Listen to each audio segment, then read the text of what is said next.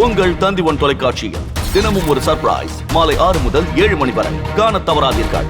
முதலீட்டு ஒப்பந்தம் தொடர்பாகவும் இந்த வெளிநாட்டு பணம் தொடர்பாகவும் வெள்ளை அறிக்கை வேணும்னு சொல்லிட்டு எதிர்க்கட்சிகள் தொடர்ந்து கோரிக்கை வச்சுட்டே வராங்க சார். அது தொடர்பாக உங்களுக்கு அமெரிக்க பயணத்துக்கு முன்னதாகவே உங்களை சந்தித்து தமிழ்நாட்டில் கடந்த 3 ஆண்டு காலத்தில் வந்த முதலீடுகளை பற்றி நான் விளக்கமாக சொல்லியிருக்கிறேன்.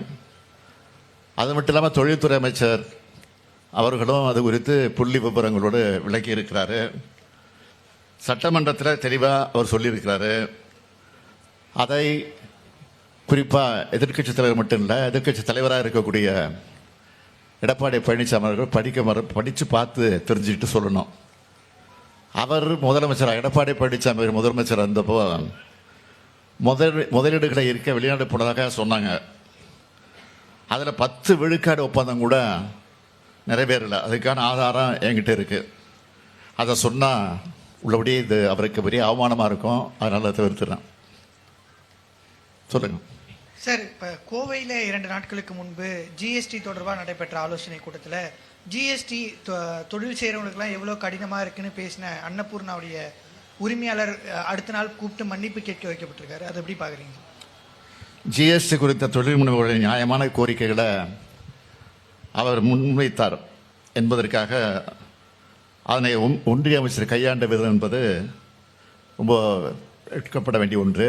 அதை மக்கள் பார்த்துக்கிட்டு இருக்காங்க.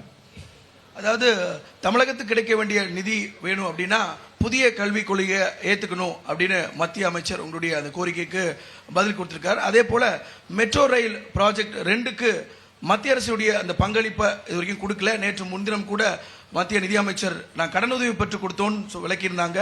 ஆனால் மத்திய அரசோட பங்களிப்பு கொடுக்கல. இந்த 2 பெரும் நிதி தேவையை வேணும், உடனடியாக வேணும்னு வலியுறுத்தி பிரதமரை நீங்கள் சந்தித்து வலியுறுத்துவீங்களா?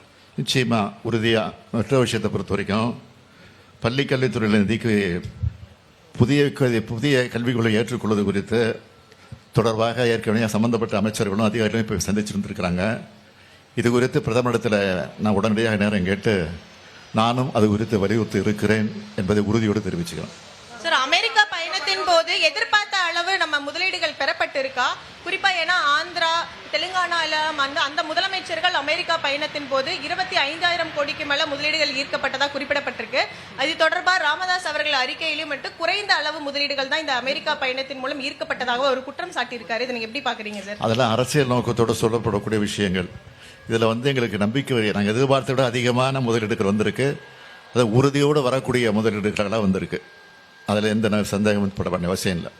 உங்கள் தந்தி1 தொலைக்காட்சியில் தினமும் ஒரு சர்ப்ரைஸ் மாலை 6 முதல் 7 மணி வரை காணத் தவறாதீர்கள்.